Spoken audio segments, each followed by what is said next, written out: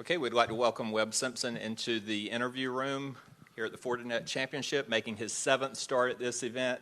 Webb, your 15th year on tour. Hard to believe. If we can get some comments as you kick off another season.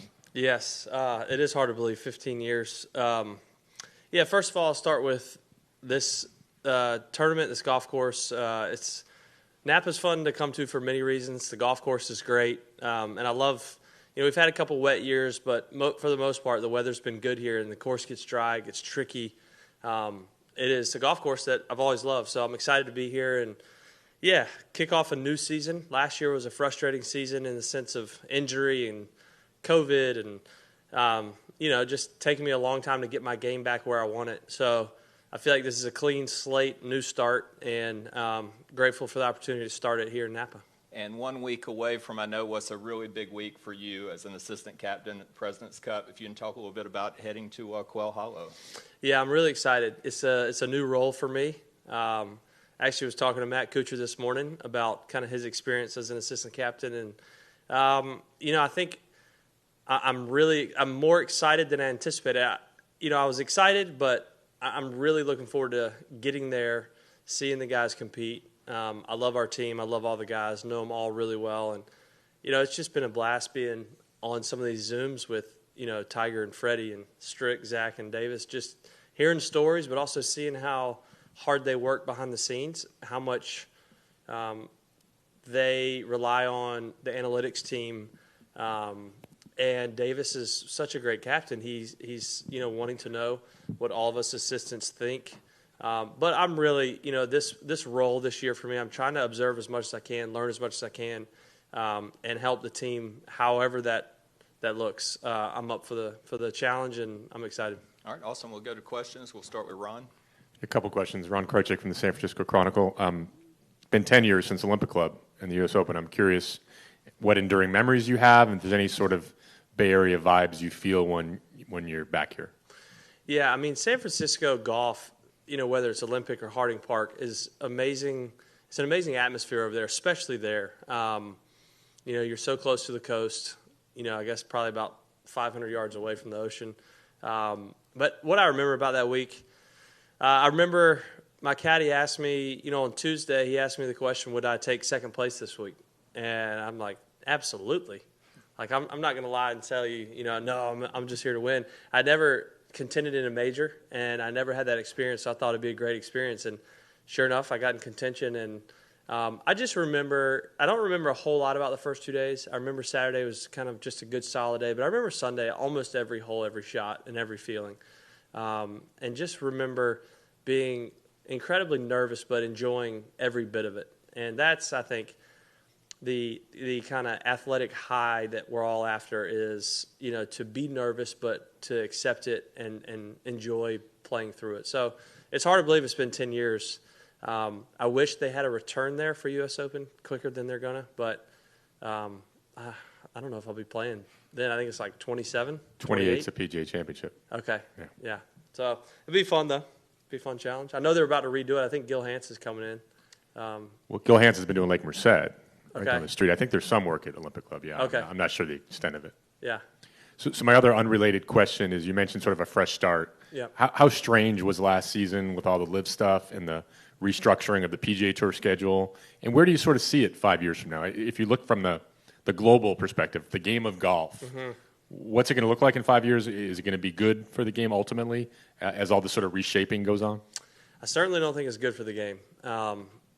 Sure, guys might be happy that the PGA Tour is pumping, a significant amount, more money into purses. But I think that was coming at some point anyways. But it's certainly not good for the game of golf. A lot of our great players have gone to that tour. But I am very excited at how the tour's responded. I did see a couple weeks ago, 18 of the top 20 in the world are still PGA Tour members. So I feel like we didn't just survive, but we came out, I think, more unified and stronger and, with different players' ideas to make the tour better and to make the tour more competitive, more desirable to play. A lot of good came from it. But certainly you don't want to lose players like Dustin Johnson and Brooks Koepka and Bryson DeChambeau and Bubba Watson. These guys have done a lot for the game of golf, but I'm not going to get into whether I thought it was a good play or bad play. It's just I don't think it's good for the game of golf. And I think the tour has probably learned a lot these last few years. I think there's been more communication. I've been on the PAC this year. I'm on the board next year. And so there's been just a ton of communication from the players to the tour, and the tour's listening, the tour's responding. So I think the tour is in a great spot. I know from my sponsors who are part of the PGA Tour, they're extremely happy and optimistic about the future of the PGA Tour. So I'm kind of ready for it to die down. I don't think it will for the next few years in the sense of, they want world ranking points, and, there's a few other issues still to be determined. But I think for the most part, we've seen the guys leave who are going to leave. You might have one or two more here or there, but yeah, I think I speak for everybody on tour, ready to get back to just focusing on Fortinet Championship, and not what's going on that tour or rumors. And so I'm ready. It's a long-winded answer, but I'm kind of ready to get back to what I've known the tour, or I guess the culture of the tour and what we're focused on. All right, let's go to Cam, back left. Hey, Webb. Hey, Cam. Back in the shadows. Max Homa hasn't played on one of these teams before, and he'll make his debut next week. What do you think he'll bring to the team, and why do you think his game matches up nicely with Quail Hollow? Well, I think he brings a lot to the team in the sense of his personality. He's such a likable guy. He's funny. He's so easy to be around. As an assistant captain, he's one of those guys he's super easy to pair with. I think most, if not all, the guys would love to play with Max. Not only is he a great player and been playing great, but he's the kind of guy you want to be in that environment with. It's a stressful environment. There's a lot of pressure, and so you definitely want a guy that is going to make you just feel a little more comfortable. I think Max brings that. And, if he asked me any advice, I would just tell him to be yourself, be funny, have fun with Joe, his caddy, and I think he'll do just fine. But, yeah, and the other thing, I think he's going to be very comfortable on that golf course after winning there, and just, the way he drives the golf ball, you have to drive it well at Quail, and, I think he'll do just fine. Okay, thanks. Let's go to Adam right here. Hey, Webb, can you specify what you think the good has been from everything that's happened? Yes, I think the good has been probably a couple things. One, I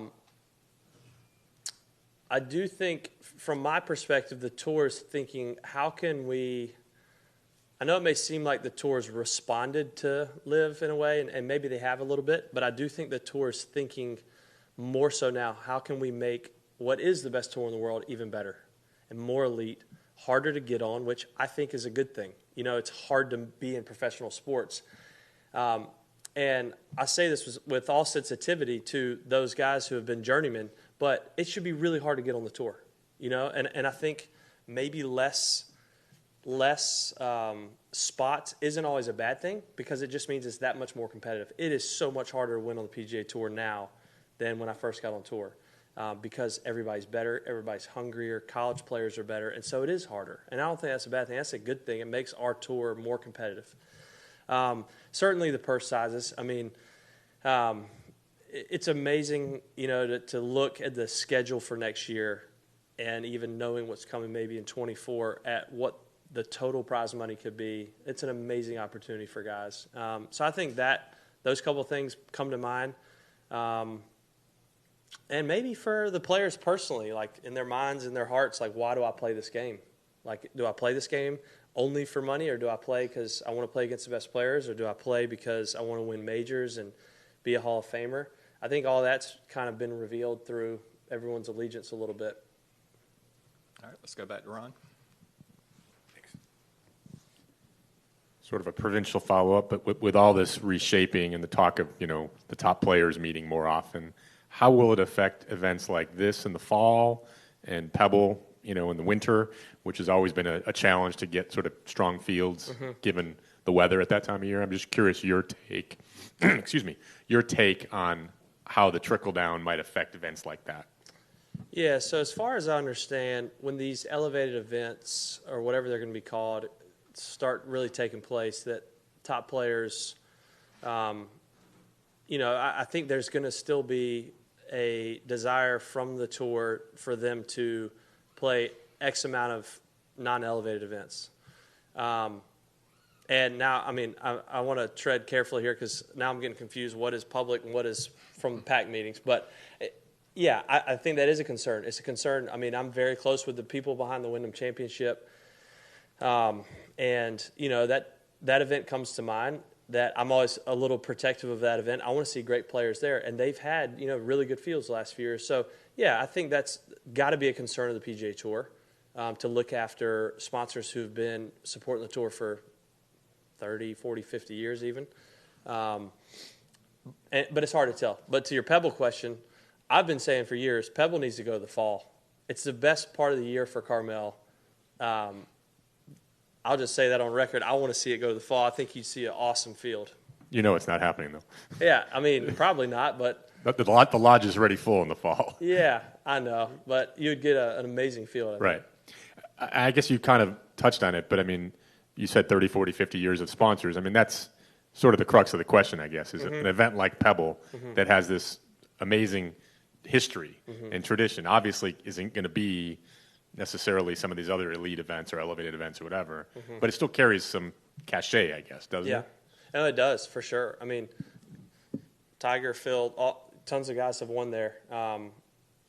You know, and it's an amazing environment. But like I said, you know, if the tour follows through and requires guys to play X amount of events that aren't elevated, and I've even voiced the opinion of we got to make sure, you know, it'd be easy for the top players to team up and say, hey, let's make these X, Y, and Z events the ones we play, because then world ranking's boosted, which I understand. But if we could spread them out, still support, you know, these faithful sponsors, then I think they'll be fine. I think they'll be happy. You know, because a top 10 player or a couple top 20 players in the world goes a long way for, you know, events that don't typically get great fields. All right. Anything else?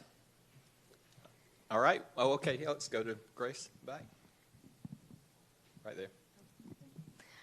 You mentioned competition, especially with college guys coming up. Talk about the Korn Ferry Tour and what you think they've done over the past few years to really shape competition out there and bring in great guys like Scotty and Will and all of them. Well, I played for half a year on Korn Ferry, and I can speak from my experience.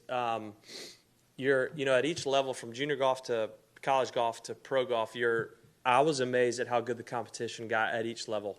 And, you know, I show up at Korn Ferry events, and these guys are, you know, cut 6, 7 under, 22 unders winning.